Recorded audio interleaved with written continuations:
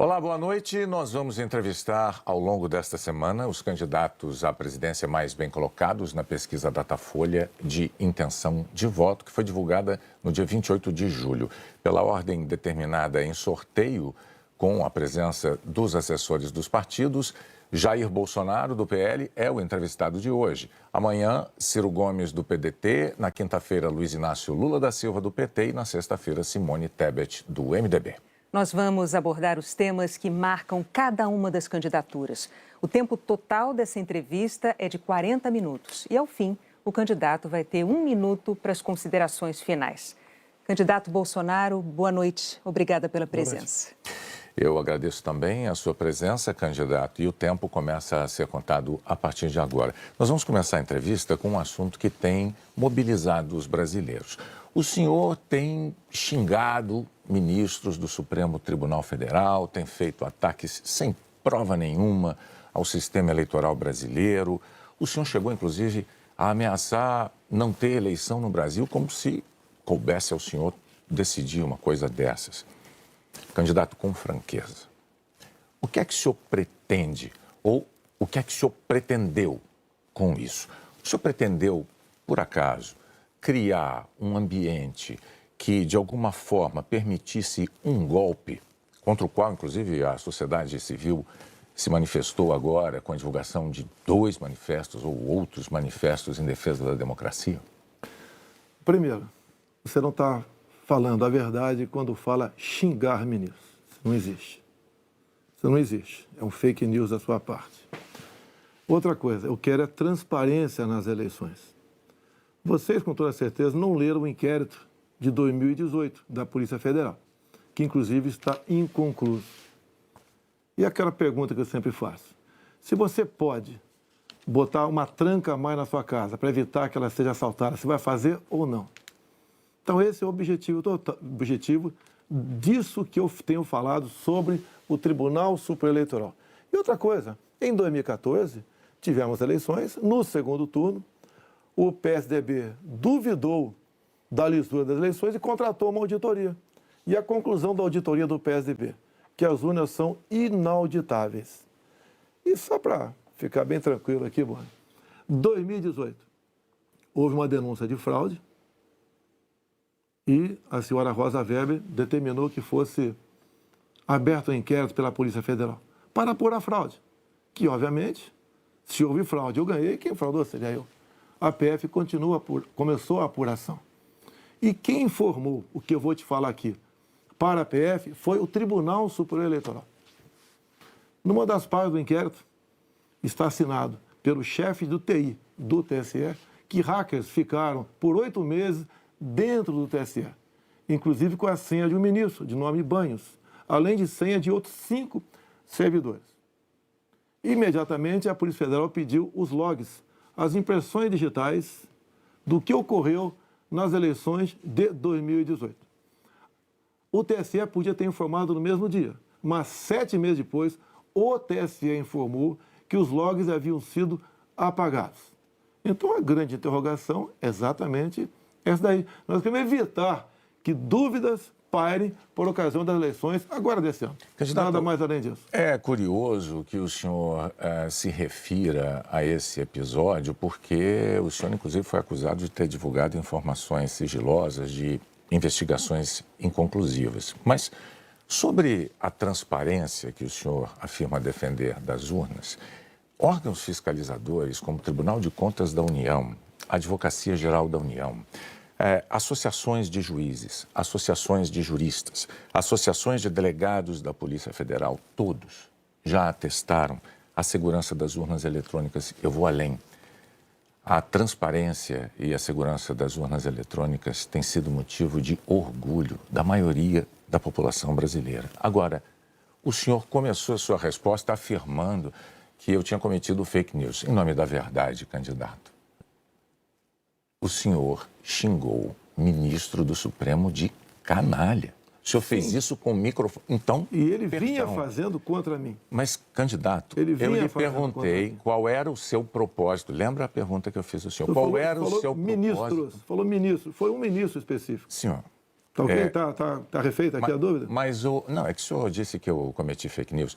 Só para esclarecer, a pergunta que eu lhe fiz é: qual era o seu propósito ao xingar um ministro de canalha e ameaçar não permitir que as eleições fossem realizadas, se isso não lhe compete fazer? Não é uma atribuição do presidente da República, é uma atribuição constitucional, candidato. Quem vem sendo perseguido o tempo todo por um ministro supremo sou eu, com um inquérito completamente ilegal.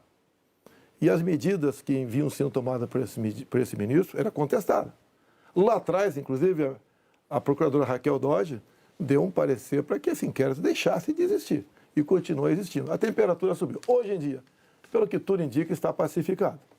Espero que seja uma página virada. Até você deve ter visto, por ocasião da posse do senhor Alexandre de Moraes, um certo contato amistoso nosso lá.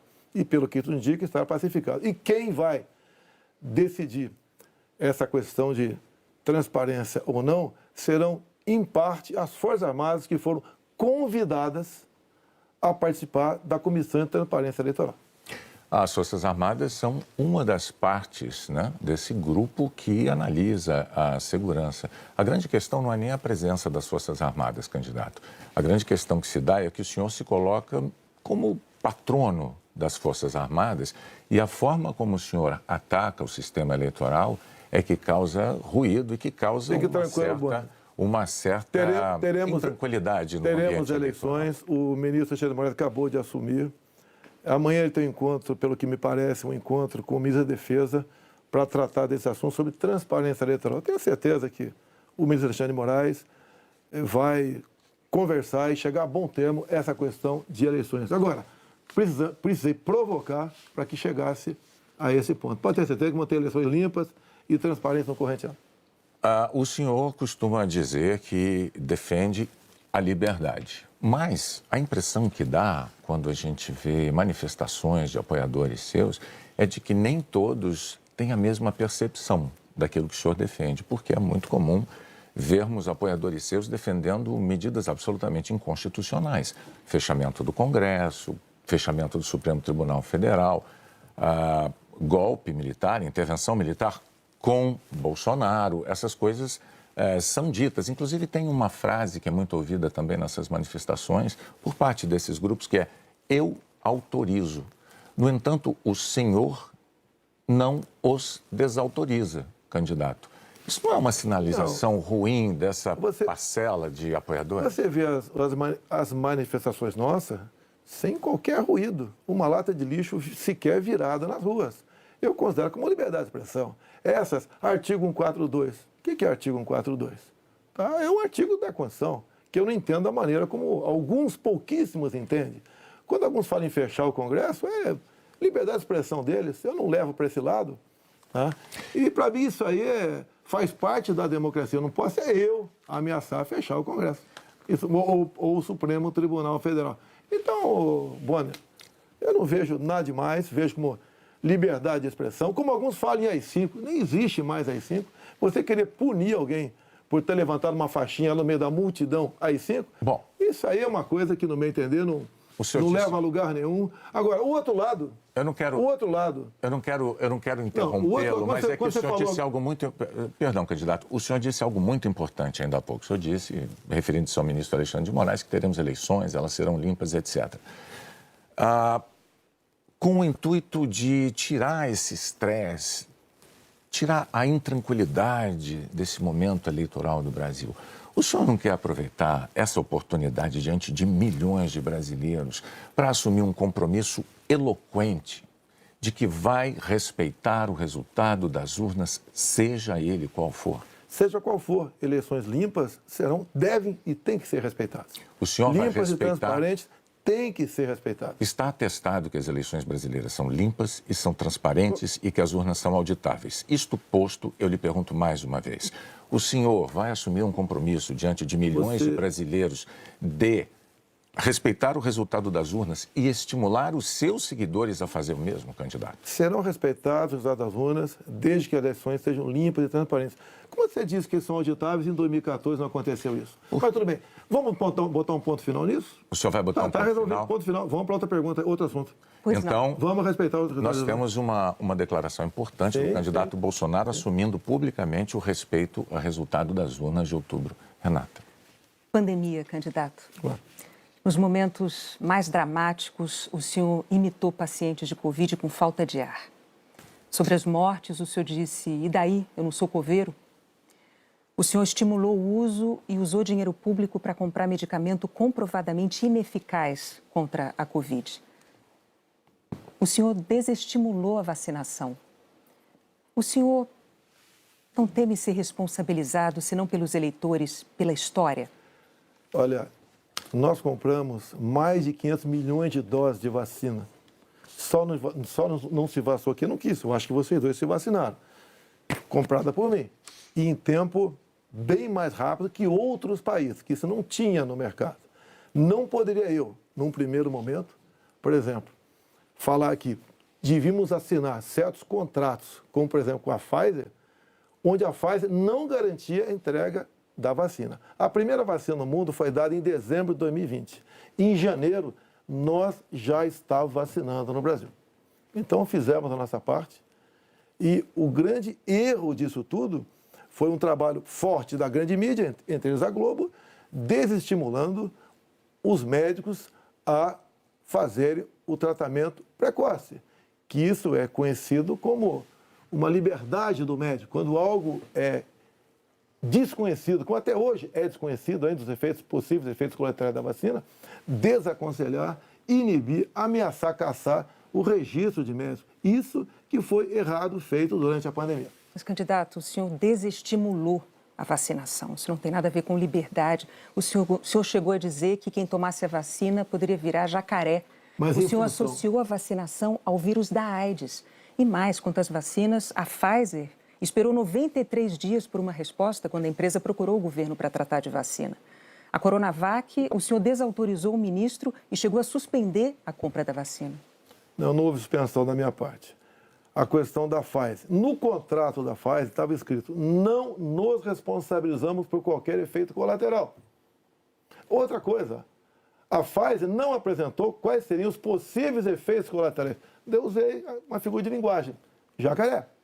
Figura de linguagem? Sim. Você sim. acha que é o caso de brincadeira? Não é brincadeira isso. Isso faz parte da literatura portuguesa. Então, brincadeira é, num momento difícil para o Brasil, a imprensa desautorizar os médicos pela sua liberdade de clinicar. Esse foi o grande problema. E outra coisa, eu não errei nada do que eu falei. Eu falei no início da pandemia que nós devíamos tratar dos idosos, pessoas com comorbidade, e o resto da população trabalhar.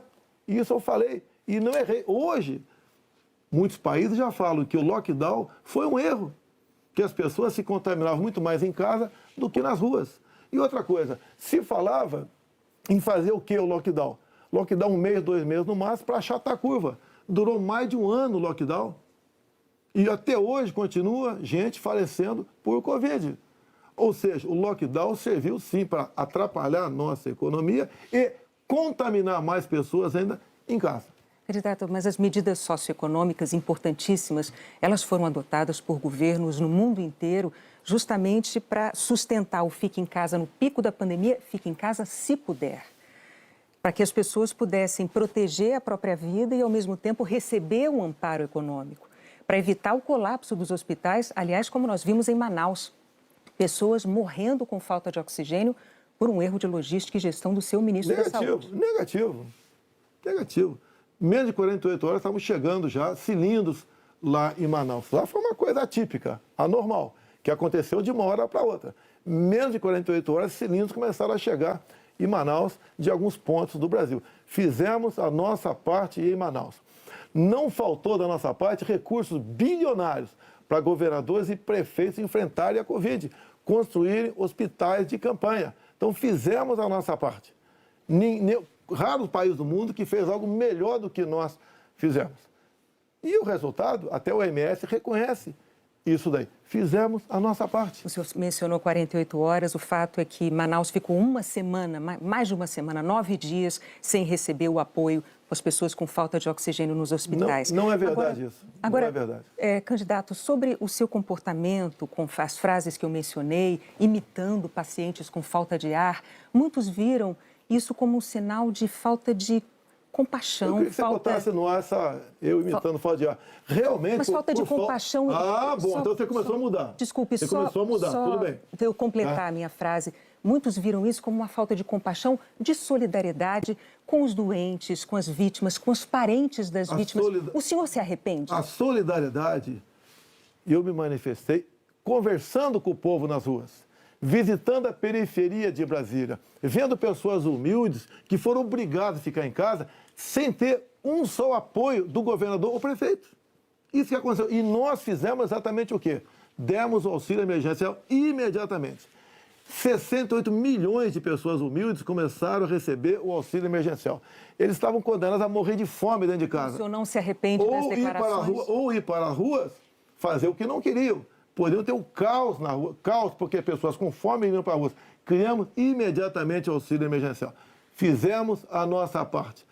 Demos tanto dinheiro para governadores e prefeitos que a gente não tem notícia de eles terem atrasado folha de pagamento ou até mesmo 13º. E quando tivemos a oportunidade de investigar fraudes, aquela CPI do circo feita por Renan Calheiros, Omar Aziz e Randolfo Rodrigues, não quiseram investigar os desvios de recursos enviados para 9 governadores do Nordeste.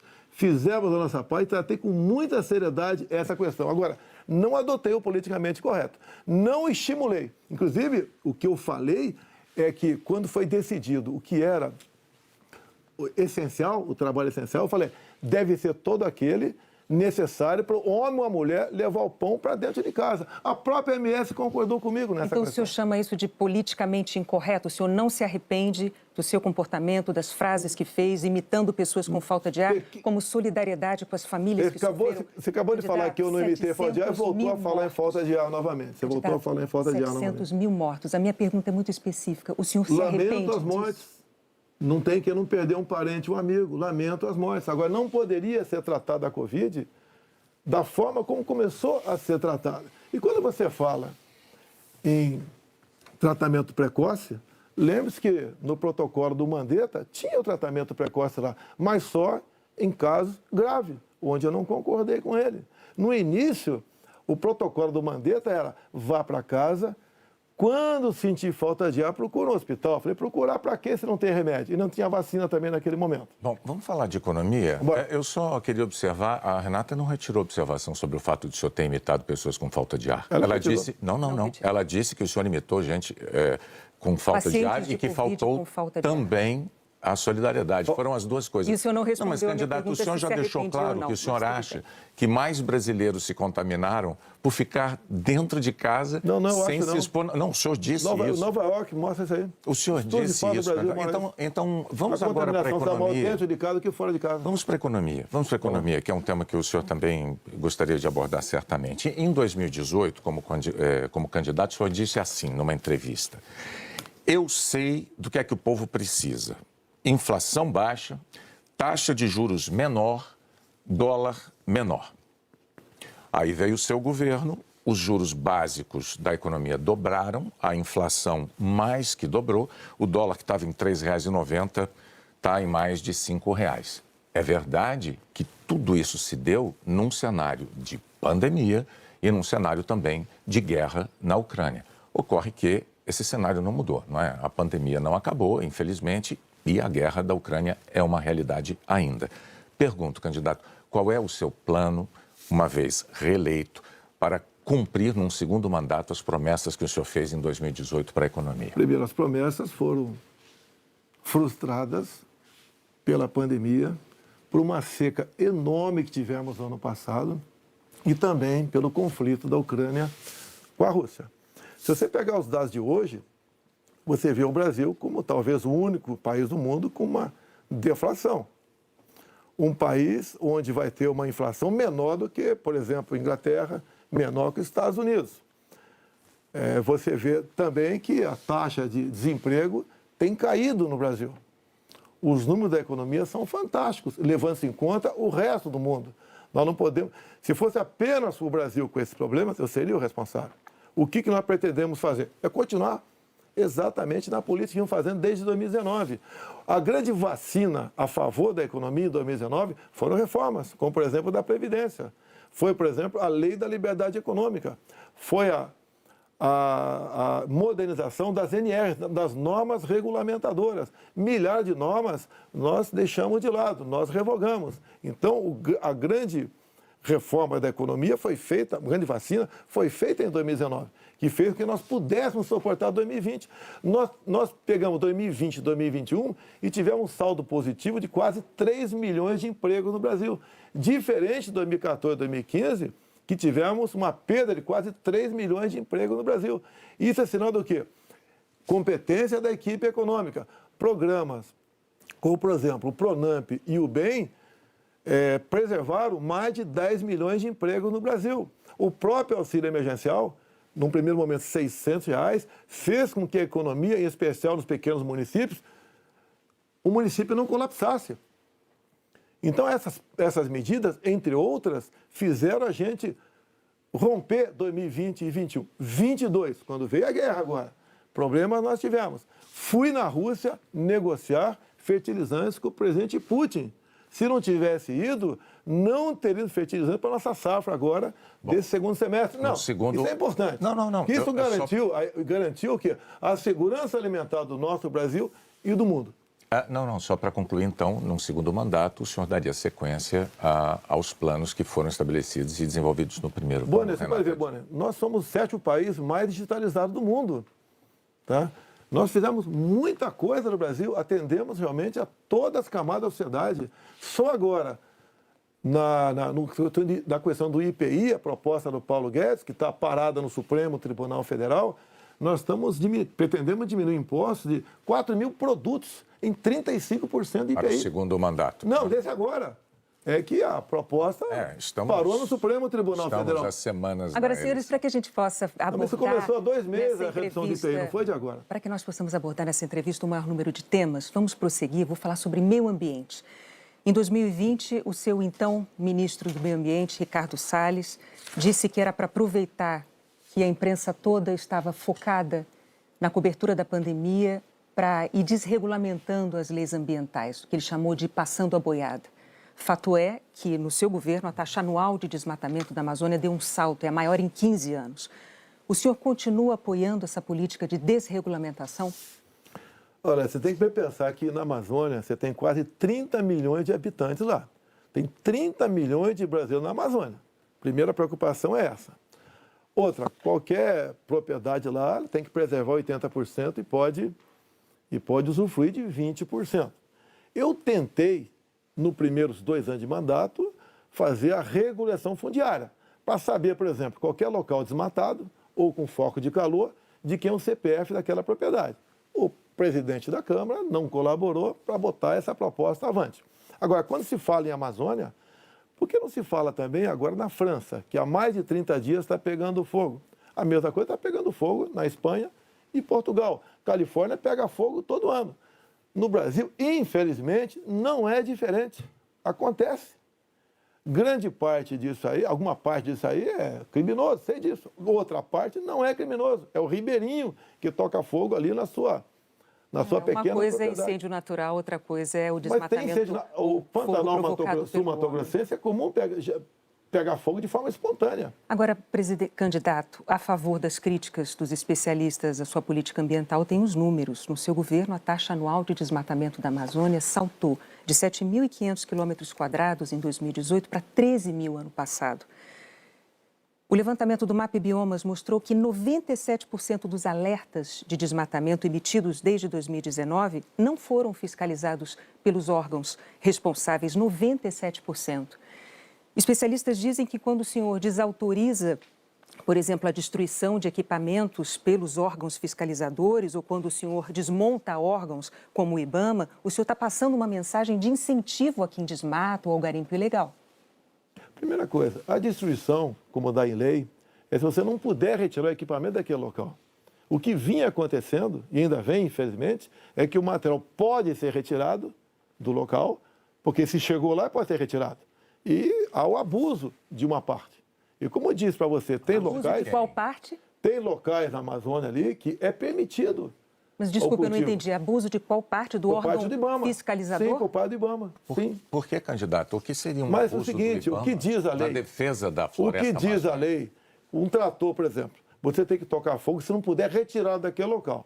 O que e muitas vezes o pessoal do IBAMA faz? Toca fogo mesmo podendo retirar o material de lá. Mas a quem interessa defender a posse de um trator utilizado para derrubar árvores na Amazônia, candidato? Mas não está derrubando árvore na Amazônia, está derrubando em áreas, muitas vezes... Mas a lei não fala se um local é permitido ou não. A quem a lei, interessa, candidato? A lei não fala. Tem sido destruído, vem ser destruído. A minha orientação é cumprir a lei. Nada mais além disso. E os órgãos fiscalizadores... Olha só, a Amazônia é do tamanho da Europa Ocidental. Ali na Amazônia cabe uma Alemanha, cabe uma França, cabe uma Itália, cabe um Portugal, cabe um montão de países. Você pensa que fiscalizar, evitar que pegue fogo Mas é só assim, para vamos lá? entender, então, sobre a desautorização dos órgãos fiscalizadores para destruir equipamento apreendido. Não desautoriza, mando cumprir a lei. A lei fala que se o material puder ser retirado de lá, assim como entrou, não é para ser destruído. Mas com que propósito mesmo? Eu não entendi. Cumprir a lei. Propósito, cumprir a lei. Faz lá dentro, eu tenho aqui uma aspas. Tem quase 30 milhões de pessoas que têm que sobreviver. Eu tenho aqui uma aspas em que o senhor diz que não é para queimar nada, maquinário nem trator. Mas vamos adiante, o fato é que, sobre o meio ambiente, em 2018, o mundo tinha uma visão sobre o compromisso ambiental do Brasil. Hoje, o mundo vê o Brasil como um destruidor de florestas. Num segundo mandato, o que o senhor vai fazer para mudar essa imagem? Primeiramente, destruidor de florestas. É uma mentira. Ninguém quer destruir floresta, né, por livre e espontânea vontade. O acordo Mercosul-União Europeia estava travado. Com os problemas agora da guerra, Ucrânia, Rússia, a União Europeia quer acelerar o acordo conosco para o Mercosul. Dizer mais, a Alemanha está usando combustíveis fósseis. Por quê? Se eram os países que diziam que nós devíamos cada vez mais buscar aí energia limpa. Concordo com eles, mas a realidade é outra completamente diferente. Não é a realidade aquilo que aquilo que a gente acha que deve ser, é o que tem que ser. Países da Europa já estão em contato conosco, por exemplo, atrás do hidrogênio verde. O Brasil será uma grande potência fornecedora de energia hidrogênio verde. Como já temos acertado, né, no limite máximo, temos até o equivalente a 50 Itaipus na costa do Nordeste. E nós vamos exportar esse hidrogênio verde para a Europa toda. Ou seja, o Brasil é um exemplo para o mundo. Você pega, está na minha frente por coincidência aqui, por exemplo, as áreas reservadas em países outros para agricultura, não é pecuária, é agricultura. Somente a União Europeia é de 45% a 65%. Você pega países como a Alemanha, 56% para a agricultura. Mas então, Você pega o Reino Unido, 63% para a agricultura. O Brasil preserva 2/3, 66% da sua área verde. O Brasil não merece ser atacado dessa forma. Vamos falar porque, de política, no fundo, há candidato. um interesse no agronegócio. É deixar o Brasil de lado. Agora, cada vez mais o mundo vê, como a própria presidente do OMC disse, há 2 meses, 3 meses atrás, disse o quê? Que o mundo, sem o agronegócio do Brasil, passa fome. Ou seja, a realidade é isso aí. Vamos ver se o Brasil consegue mudar essa imagem. Vamos tentar mudar, sim. Bom, vamos Mas falar não de é isso política tudo agora, que fala. candidato. Muito importante isso agora. Está também nas atenções por motivos claros. Em 2018, o senhor candidato à presidência, o senhor se apresentava como o candidato da antipolítica e o candidato contra o Centrão. Na convenção do seu partido, o general Heleno chegou a cantar se gritar, pega Centrão, não fica um, trocando a palavra ladrão por Centrão, etc. Isso ficou muito famoso. Hoje, a verdade é que o Centrão, ele é a base do seu governo.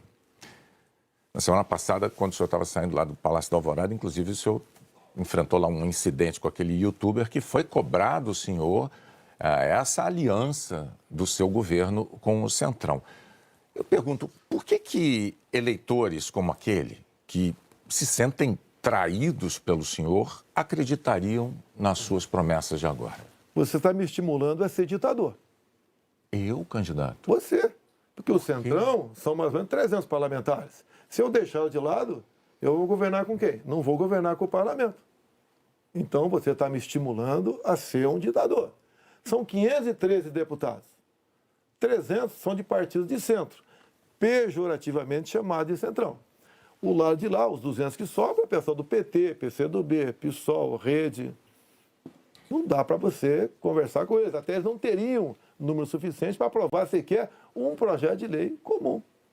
Então, os partidos de centro fazem parte, em grande parte, da base do governo para que nós possamos avançar em reformas. Como temos avançado em muitas coisas. Como, por exemplo, através do Centrão, nós conseguimos o Auxílio Brasil de R$ 600 para 20 milhões de famílias. Dá para imaginar isso? E olha só, os partidos de esquerda votaram contra o parcelamento dos precatórios, que era condição para a gente dar lá atrás R$ 400 de Auxílio Brasil para esses mais necessitados. Então o PT votou contra o Auxílio Brasil de 400. Não, votou contra a questão dos precatórios. Do parcelamento, porque sem parcelamento você não tem como conseguir recurso no orçamento para pagar os 400. Assim como agora o PT também votou contra, tá? Ou melhor, discursou contra os R$ 600 e votou favorável. A questão política dele. Assim como a questão de poucos meses, para diminuir o preço da gasolina no Brasil, todos os senadores do PT votaram contra a redução de semestre no Senado. Agora vamos lá, candidato. Agora, como é que eu vou trabalhar com o parlamento sem os partidos de centro? Mas a questão... O senhor disse que eu estou estimulando o senhor a ser ditador. Está estimulando, sim. Por favor, candidato. Não, longe de mim, não. Eu não estimulei nada. É que a questão é a seguinte.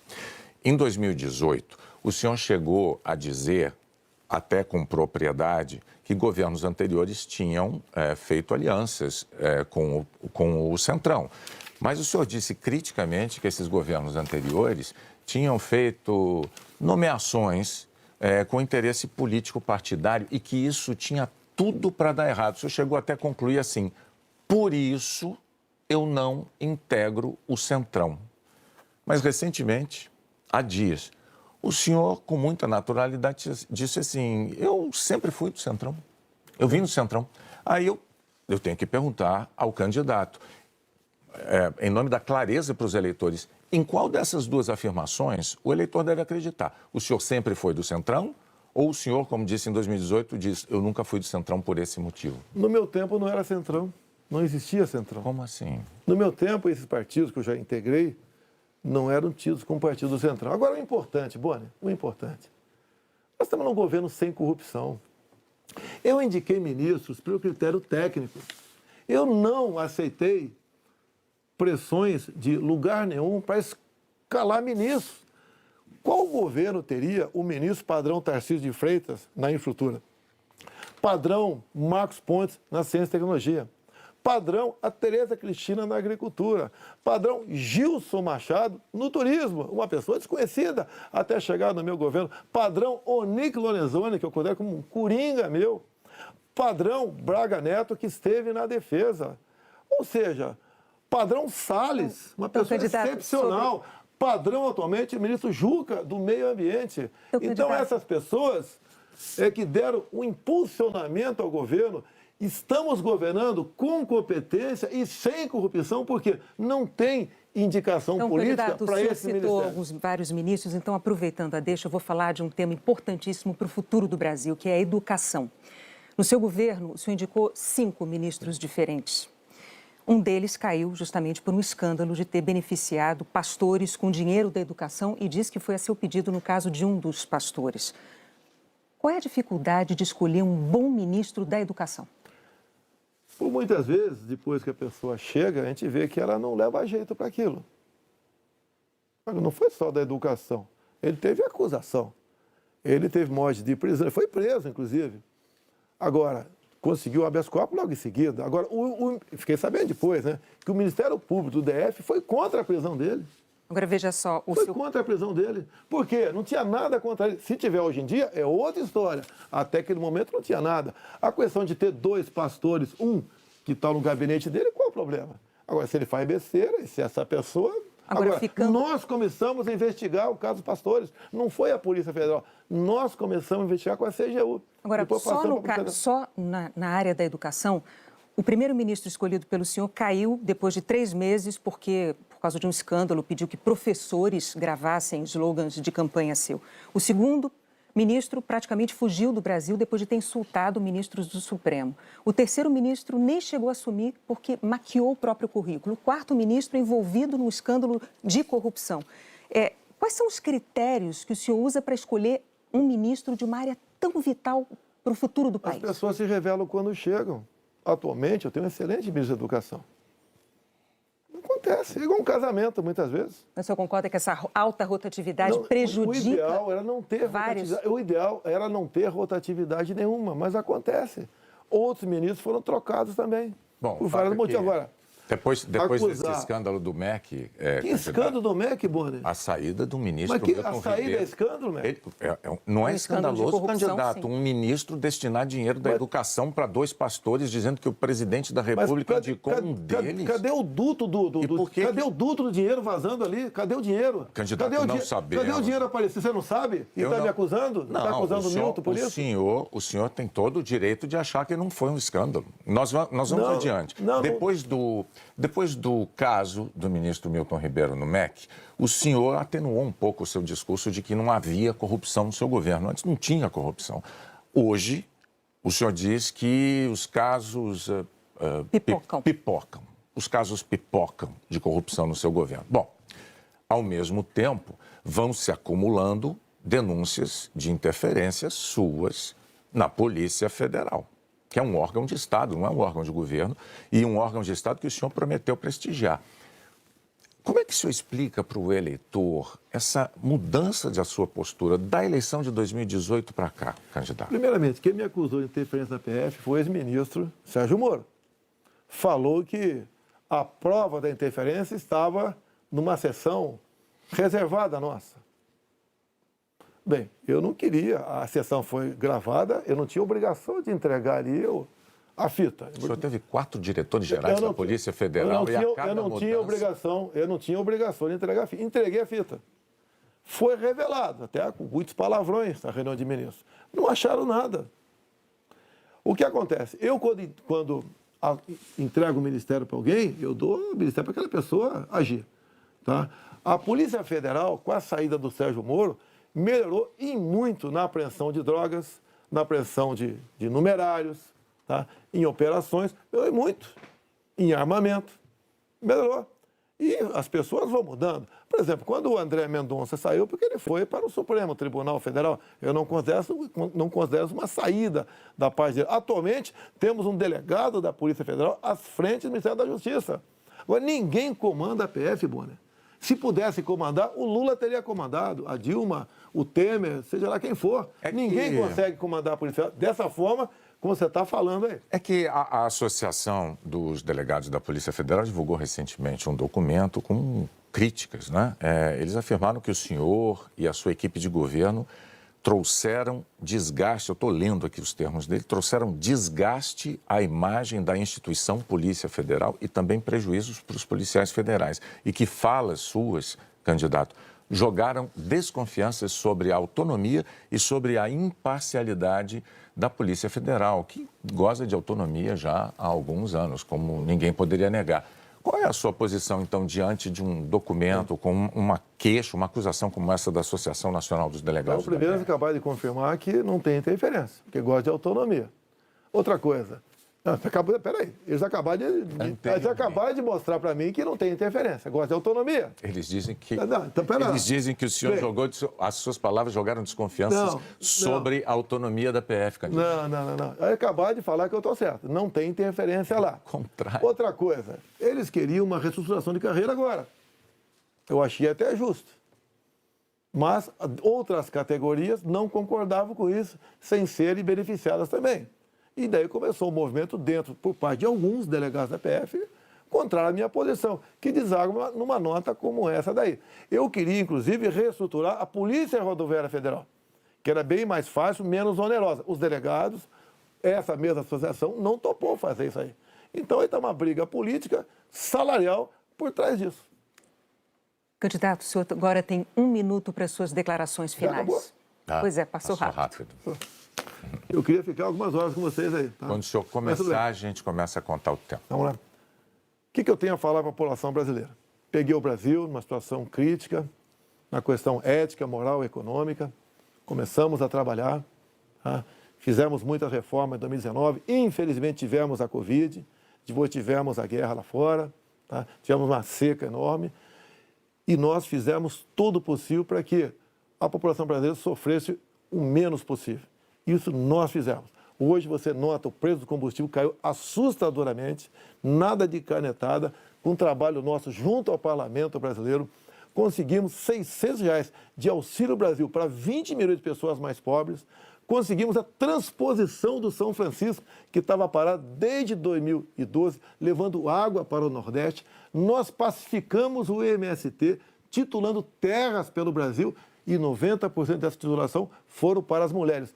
Criamos o PIX, tirando dinheiro de banqueiros, fazendo com que a população pudesse se transformar muitos em pequenos empresários, um PIX sem qualquer taxação em cima do PIX.